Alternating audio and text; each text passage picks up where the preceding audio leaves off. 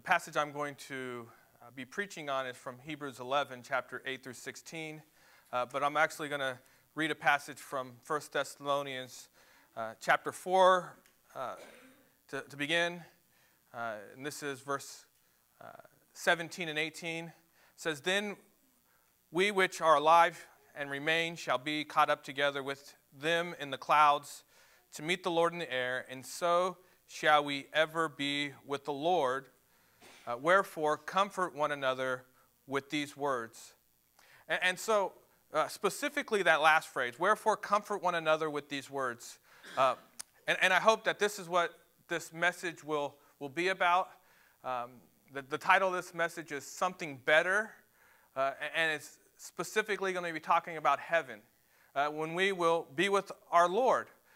And when we think about the concept of us being with our Lord, for us being with Him for eternity, and then we look at our lives right now, and we look at what it's going to be, and we look back at our lives right now, and then we keep looking back and forth.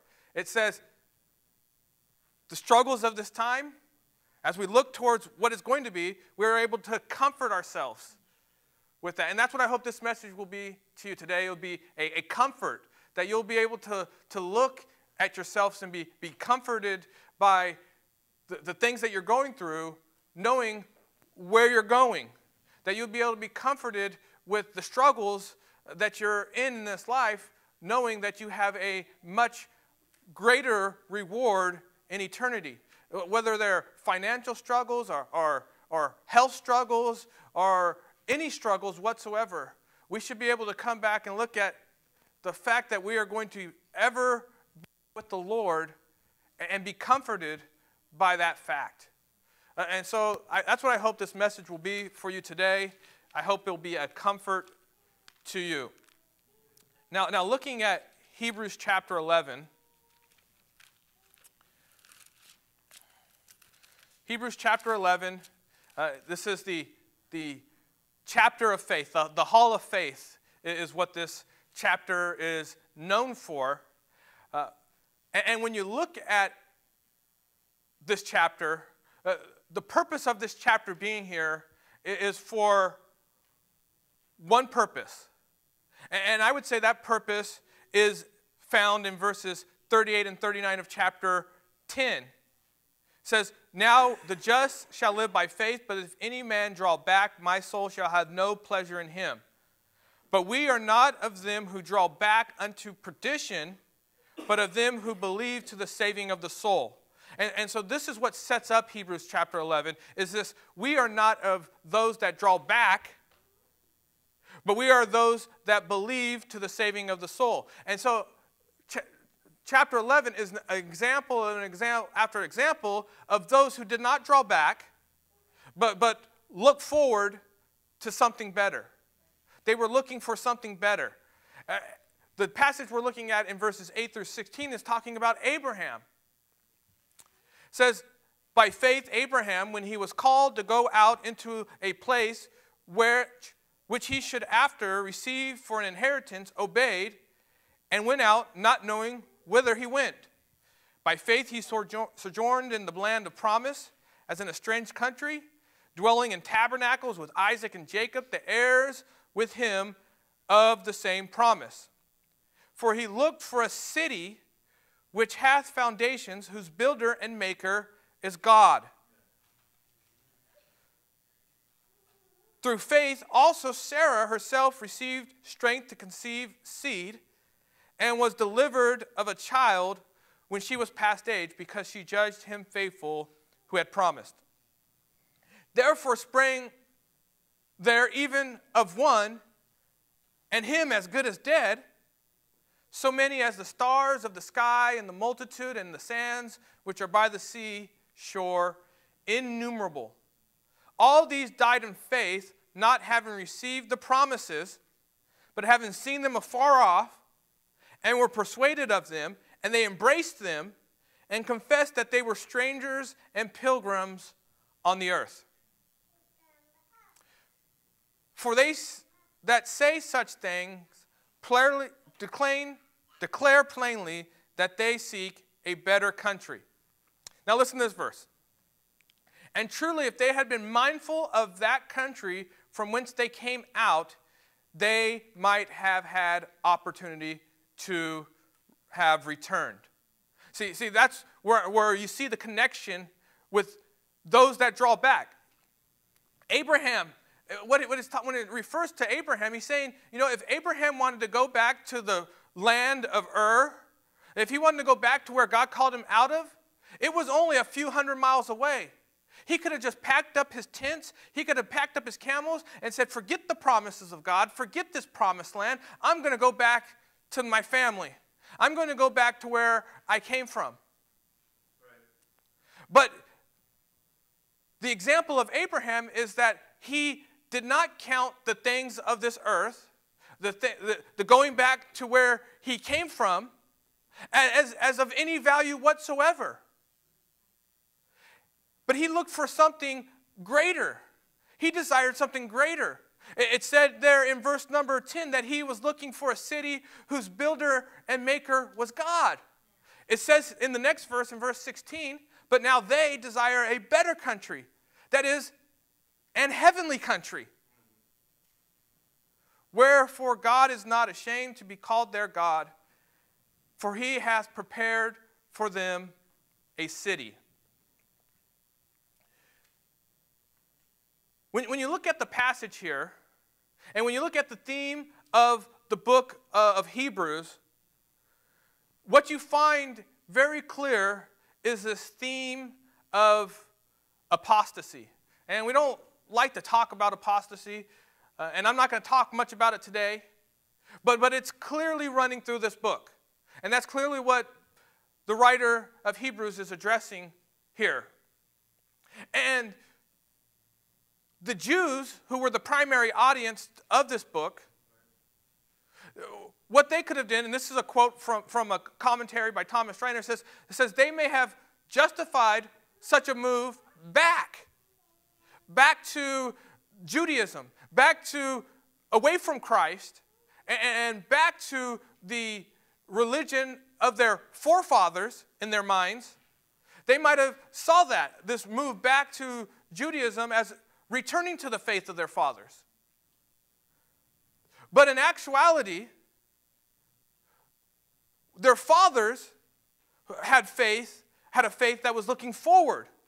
And so the whole point is, no, you're not going back to your faith of your fathers, because your fathers embraced the promises that I'm speaking about right now.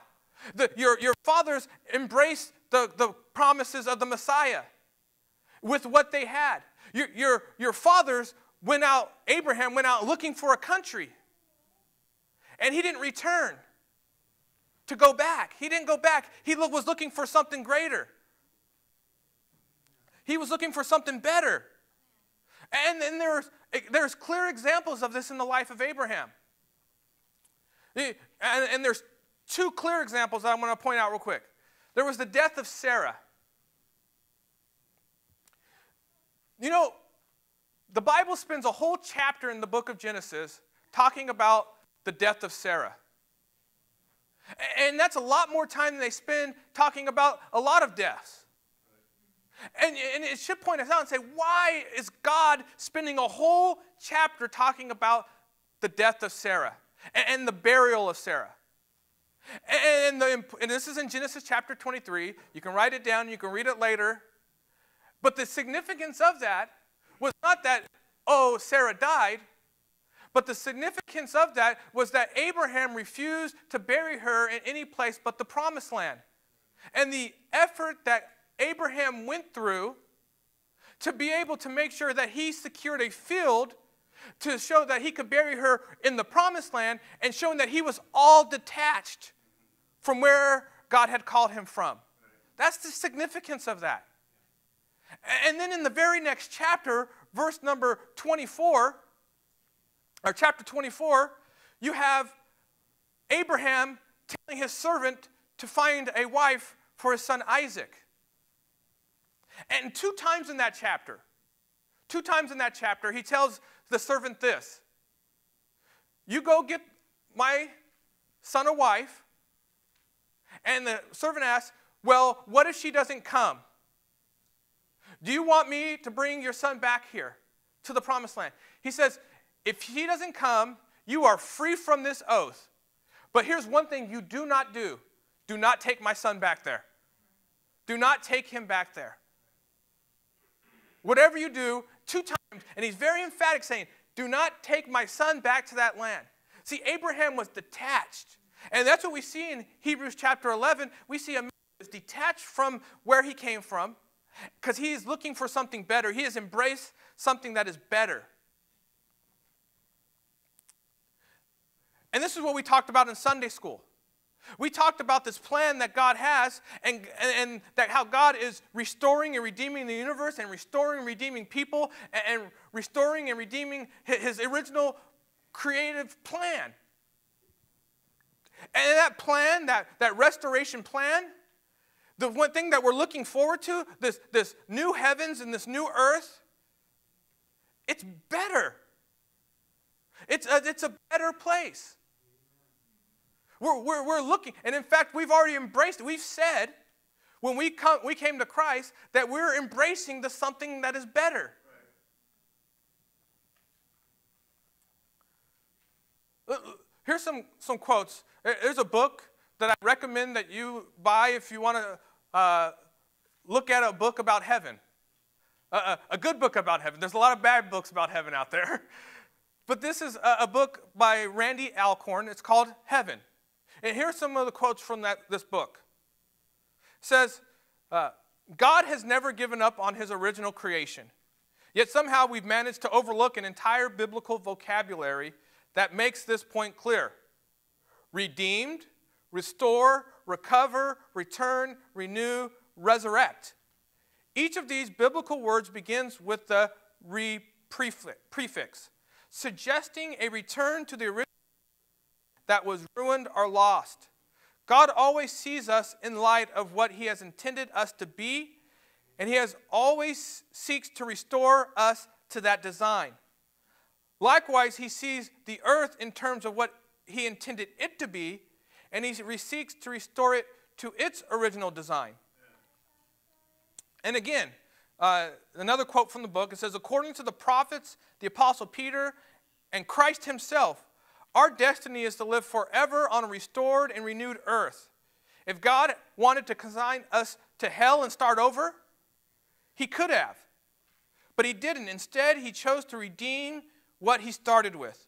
The heavens, the earth, mankind, to bring them back, in a sense, to his original purpose. God is the ultimate salvage artist. He loves to restore things to their original condition. And listen to this. And make them even better. As Romans 8 makes clear, that includes not only human beings, but the entire creation. And so this is what Abraham was looking for here in Hebrews chapter 11. This is a theme that runs throughout the Bible. This God restoring creation, but also making it better. Something better. Something that we're all looking forward to. We're looking forward to something that is better. And so I have here a list of 8 things.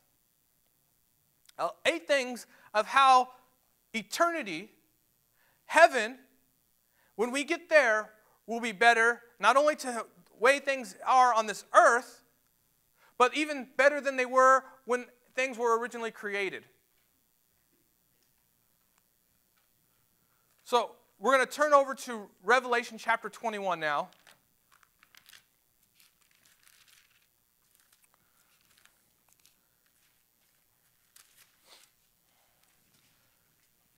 Revelation 21. And this is one of my favorite passages in the Bible.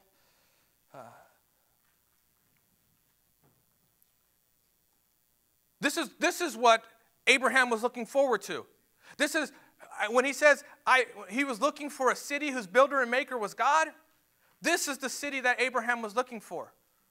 When he was going out and looking for a country, a heavenly one, this is the country he was looking for. Revelation 21.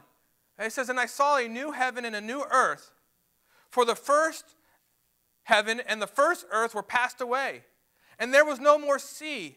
And I saw John, the Holy And I, John, saw the holy city, New Jerusalem, coming down from God out of heaven, prepared as a bride adorned for her husband. And I cried out, I heard a great voice out of heaven saying, Behold, the tabernacle of God is with men, and he will dwell with them, and they shall be his people, and God himself shall be with them and be their God. And God shall wipe away all tears from their eyes, and there shall be no more death, neither sorrow nor crying, neither shall there be any more pain, for the former things are passed away. And he that sat upon the throne said, Behold, I make all things new. And he said unto me, Write, for these words are true and faithful. And he said unto me, It is done. I am Alpha and Omega, the beginning and the end.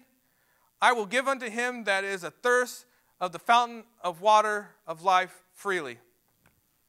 Whenever I read this passage, you know what I have the hardest time doing? Not singing the song that the Gaithers wrote. I just want to break into song, but I resist the temptation. So here we have this beautiful picture of this new heaven and this new earth and all the blessings that will be there. There'll be no more sorrow, no more death, no more crying. There'll be no more pain. All these things are going to be passed away. They're the former things. And God will be with us, and he will be our God, and we will be his people. And so here's my list of 8 things that will be better about this place. This place, the place that we're looking forward to, something better. Better than what we have now, even better than original creation. Number 1, we talked about this morning, shame. Shame. So in the garden, we talked about this morning, man did not have any shame. But he was able in the garden to bring himself into a shameful position, and in fact he did, by sinning against God. By eating of the fruit of the knowledge of good and evil, man and woman brought shame upon themselves. And after the fall, shame has reigned. That's what we live in right now. We live in a world that is full of shame. But here's the thing. When we get to heaven, there will be no more shame. There will be no more thoughts in our minds and in our hearts that are shameful. There will be no more embarrassment because of our sinful activities. All of that will be passed away. All the things that we look at that bring shame in this world, all those things will be gone.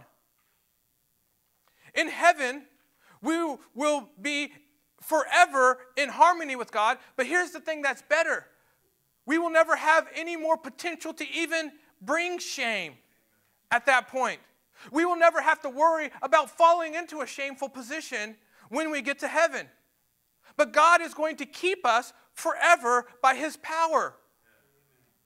We will be restored to our relationship with God will be restored, and it will never have the potential of being destroyed again.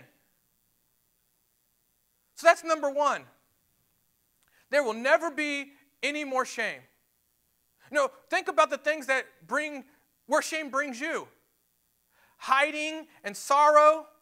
Those things, as we see in verse number 4, they're gone.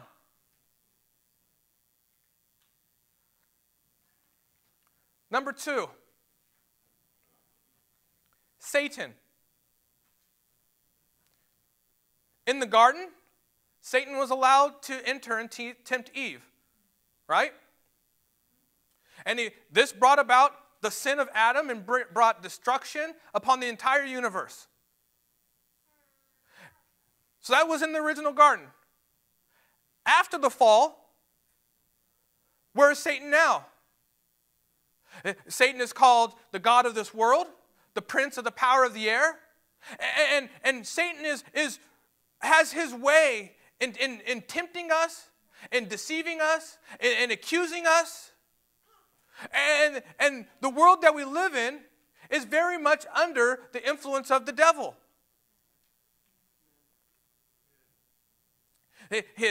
He attacks. It talks about in Ephesians chapter 6 about us putting on the armor of God so we can what? Withstand the wiles of the devil. So we can stand, because the devil is attacking us. And he's trying to tempt us. And he has methods. He has philosophies. And I'll tell you that Satan will do whatever he can. He will be inconsistent with himself. The pendulum can swing this way. It can swing that way. He doesn't care. As long as it doesn't swing towards Christ.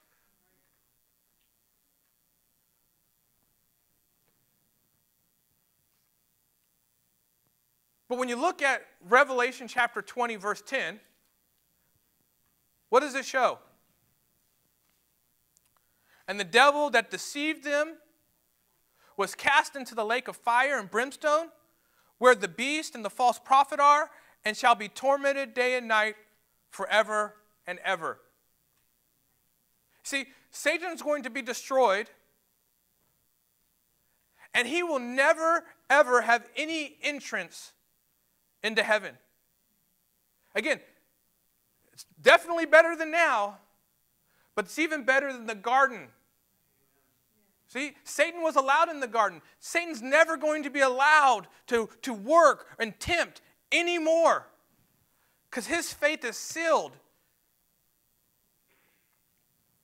The great deceiver of the brethren will be gone forever. The next thing on the list is sin. Sin itself. In the garden, Adam and Eve, they were not sinners. Okay? But they had the potential to sin. If they didn't have the potential to sin, they wouldn't have sinned. And they did sin. And since that point, after the fall, we have all been slaves to sin. Sin has permeated every inch of this universe. And we talked about this morning. Sin has reached as far as creation has reached. Not only are we sinful, but all of creation has fallen into sin. That's why you have thorns and thistles. That's why you have to work so hard to be able to bring things out of this earth. It's because of sin.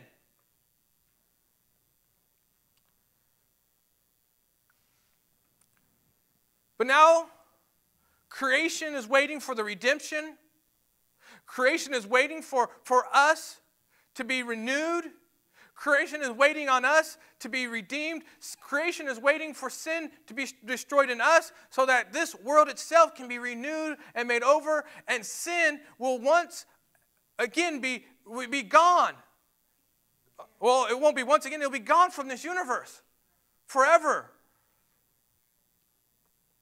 But not only will we have no sin, we will not even have the potential to sin. And it's not because, again, like we talked about, it's not because we're made immutable, but it's because we will be kept from those things by God Himself. God will keep us, and we won't have to worry about the struggle of sin. I tell you, that's one of the biggest struggles within Christianity, and has always been within Christianity, is the struggle of the individual with sin. No matter which church you go to, no matter which Christian you talk to, we all struggle with sin. And it's a real struggle. It's a daily struggle. It's an hourly struggle. I often wonder how I can struggle with sin while sitting in church, but I do struggle with sin while sitting in church. I can be preparing a sermon at home, and I can be struggling with sin. And I'm thinking, here I am, I'm struggling with sin. I'm actually preparing to teach a Bible study. I'm preparing to preach a sermon. But that's the deceitfulness of sin, and that's the power of sin that's within us, and that's the struggle that's within us. It is a real struggle. It comes from every which way. It comes externally.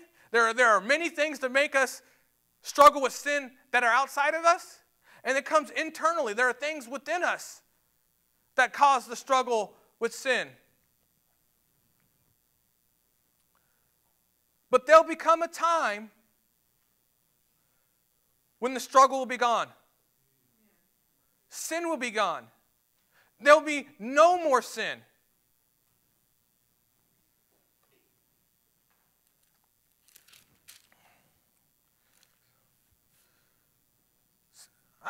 I look forward to that day. I look forward to the day where sin and those parts of me that I know I'm trying to sanctify and I'm trying to give over to God and say, God, help me with this. Help me overcome this. That those victories will be final. Those battles will be over.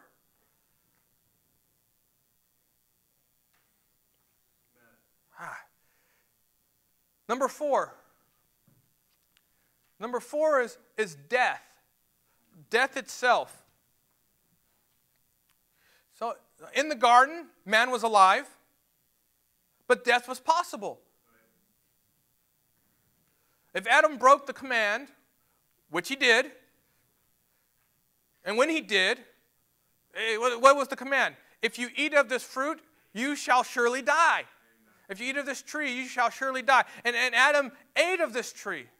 He ate of the tree, and he did surely die. He brought spiritual death immediately upon him and his wife, and then on all of his posterity. But then he also started the cycle of actual physical death by disobeying God. And from that time, death has reigned on this earth. Death has reigned. It reigned from Adam to Moses. It has reigned from Moses to Christ. And it's going to reign from Christ until Christ returns. And the evidence that it's reigning is that people are dying. As long as people are dying, death is reigning. Death is here.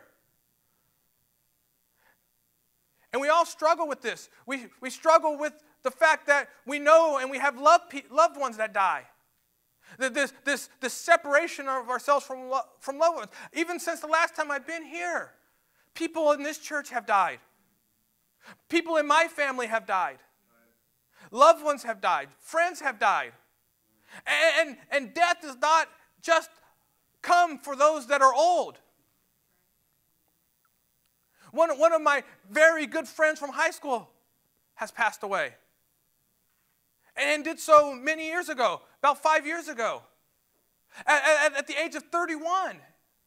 And you see, death is not a respecter of age. It's not a respecter of position. It's not a respecter of wealth. It's not a respecter of any of those things.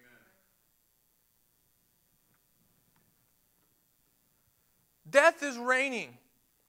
The Bible said it is appointed unto man once to die. And after that, the judgment.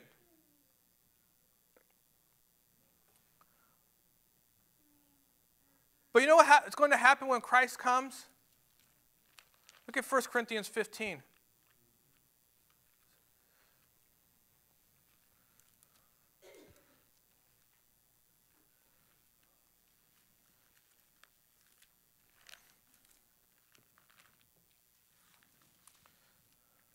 This great enemy of ours, death.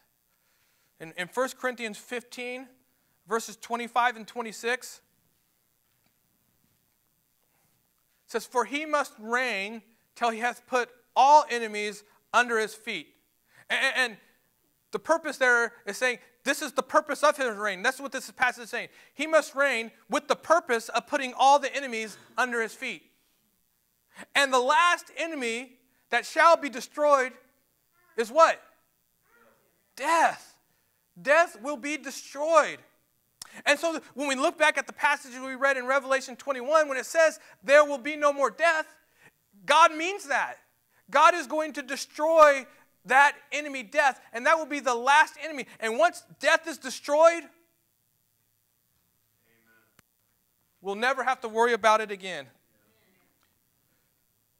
He will wipe away the tears from our eyes. Death will be no more. The grief that we have when we see people dying will no longer be. The fear that we have of dying will never be.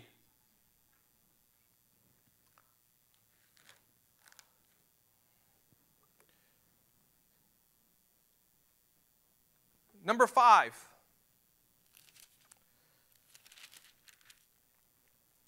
Christ is king. So in the garden, man reigned. And again, we talked about this morning. Man was given dominion over creation and reigned in a way pleasing to God. He served God and he loved God. And he did this by reigning. This is what God created him to do. But after the fall, man has reigned with corruption, with glimpses of good. We see glimpses of good. You see, in the garden, before the fall, there was perfect harmony in man being subjective to God in his rule over the earth. Man was ruling over the earth, but he was doing it in perfect harmony to God. But when we look at the rulers and the kings of this earth right now, what do we see? We see corruption. We see corruption over and over again. You look at the Bible and you look at the list of kings of Judah. You look at the kings of Israel. You look at it before the kingdom was divided. You look at Saul. You look at when it divided, Jeroboam and Rehoboam. And you have wicked kings. You look at the line of Jeroboam that came after him. And it was wicked king after wicked king after wicked king after wicked king. You look at this other line. The Judah and Benjamin. And it was a lot of wicked kings, but every once in a while you pop up with a good one. You look at America. You look at our president. And whatever your political view is on that, whether you support him or not, I would say this, is that if you look at his life, and you look at the things that he has brought, there's a lot of things that he can be rightfully accused of in the realm of wickedness. But it doesn't stop here. It didn't stop with him. It stops when you look throughout history. The rulers have been nothing but wicked ones for the most part. For every David and Josiah you see 10 Jeroboams. And as Christians, we are commanded to pray for kings and those who are in authority. Why do we do that? Ask yourself, why does God tell us to pray for kings and those that are in authority? It's because the king is a sinful man. That's why we're to pray for him. We're to pray that if he wasn't a sinful man, we would have no need to pray for the man. But we want to pray, one, that if he's not saved, that the Lord saves him. And two, we want to pray that no matter if he is saved, that he still makes good decisions, because even a saved king, a saved ruler, a saved president can make bad decisions if they're not following the leading of the Holy Spirit.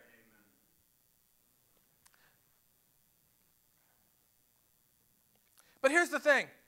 Whether it's the garden, where man was reigning, or whether it's been any king on this earth from the time that Adam fell until the time Christ returns, none of them will ever be perfect. But when we get to heaven, when we get to this heavenly city, when we look at who is reigning there, it will be the God-man, the man Christ Jesus. And he will be the greatest king, and he is the greatest king. He is the King of kings and the Lord of lords. He is the Alpha and Omega. He is the beginning and the end. And in this city, here's the thing about this city. He will be the focal point of the city. We hear things, and we think okay, that must be what heaven is like. But a lot of times when we are hearing things, they're not actually saying what the Bible actually says about heaven. Have you ever asked yourself, how many streets are in the heaven? One street. That's right. Many people think there's several streets. The streets of gold. There aren't streets of gold. There's a street of gold. There's a river. And you know what they go to? The throne of the Lamb. Because that's the focal point. That's where everything derives from. The river of life flows out of the throne. Because the King, Jesus, is the focal attraction of heaven. He is the center of the city. All roads lead to him in that heavenly place. I've even heard other things. And I probably need to study this out more, so take it with a grain of salt maybe. But I heard when you look at all the different jewels that are in the composition of the city, and even when you even talk about the gold, it says it's a transparent gold. And there's this view of transparency there. And what I've heard is that the transparency is so that nothing will cast a shadow on the light that the Lamb is spreading throughout the city. And I think that's a good thought. I hope it's true. But this I know is true, is that in the heavenly city, Christ will be king. He will be the greatest king that ever existed on this earth, and he will be the focal point of this heavenly city, this heavenly country. Which brings me to number 6. We'll be married to Christ. So in the garden, man was created. He was alone. And so God provided him a wife. And God said that was a good thing. Then God has continued to bless men and women with marriages in this fallen world. And marriage is great. I don't have anything bad to say about marriage. I wouldn't dare. Marriages are a blessing in this world. But in the heavenly city, there'll be no more marriage or given in marriage. But the church itself will be married to Christ. And as great as marriages are in this life, and as much as I love my wife, Carly, and as happy as she makes me, this marriage will not compare to the glory of the union between Christ and his church.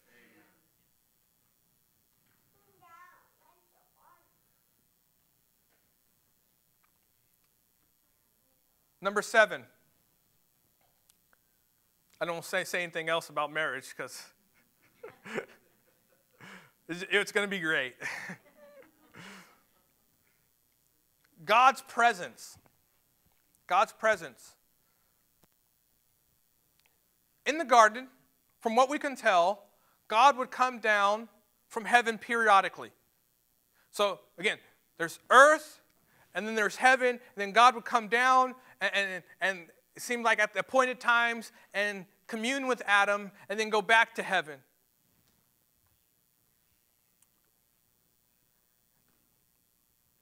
After the fall, God's presence in its full expression has been hid. It's been veiled. Every time you see God's presence on this earth, it's always veiled. You think about in the tabernacle, God's presence and his glory was hid behind the veil. You think about Jesus Christ and God's glory and the magnificence of God's glory was veiled within the humanity of Christ. And so He didn't walk around like he did on the Mount of Transfiguration, glowing everywhere. And his glory was hid. You even think about Moses. When Moses went and talked to God, and God was speaking to him in the burning bush, and he says, show me yourself. And he says, he had to hide him in the cleft of a rock. And even with that, and showing Moses his backside, as he was hiding Moses. Well, how did Moses come down from the mountain? Glowing. And so this is how the presence of God is seen. And how it is in this world. It wasn't permanently there in the garden, it doesn't look like. It's definitely not permanently here in its full glory right now. But what do we see when we look at Revelation chapter 21, verse 3?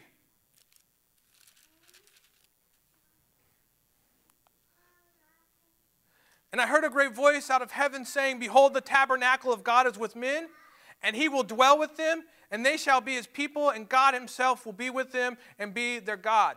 See, in heaven, what we will have is a permanent dwelling or presence of God for eternity. Something that man has never enjoyed. Something that we can look for is for always being with God. And not only will God's glory be there, not only will God always be there, but God's glory will be magnified in its full extent for eternity. There will be no veiling of his glory.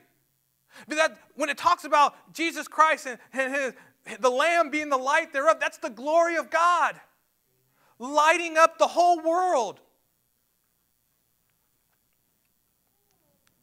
It won't be veiled. We'll be able to dwell with God and see his unveiled glory like never before. And we'll be able to see this and have this forever. Then number 8.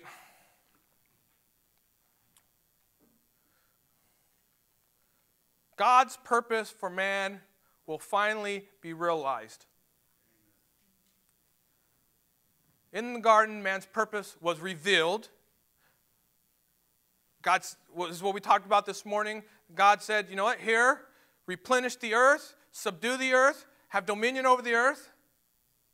In the fall, man's purpose was distorted. But in heaven, God's purpose for man will be realized. We will be glorified. We will be sinless. We will reign with God. We will be in harmony with God.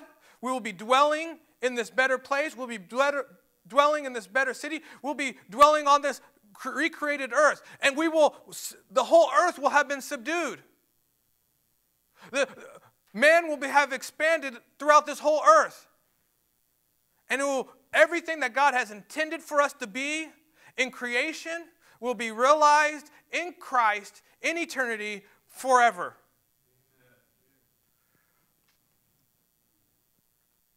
So these things are good to know, right? But not only are they good to know, this is why I started out with that verse in Thessalonians, is we should be able to look at these things. We should be able to look at this list of 8 things. We should be able to look at our coming into the glory of God's presence forever, being with God forever. We should be able to look towards heaven, and we should be able to comfort ourselves knowing that everything about heaven is going to be better than it's ever been. It's better than it is now, and it's even better than it was when God created it. Because now everything will be magnified in his Son, Christ Jesus. And we should be able to comfort ourselves and encourage ourselves with the words of what heaven will be like. So with that, I'm going to go ahead and end. We'll sing a song. I don't know what song we'll sing, but we'll sing one. And then we'll go ahead and get out of here.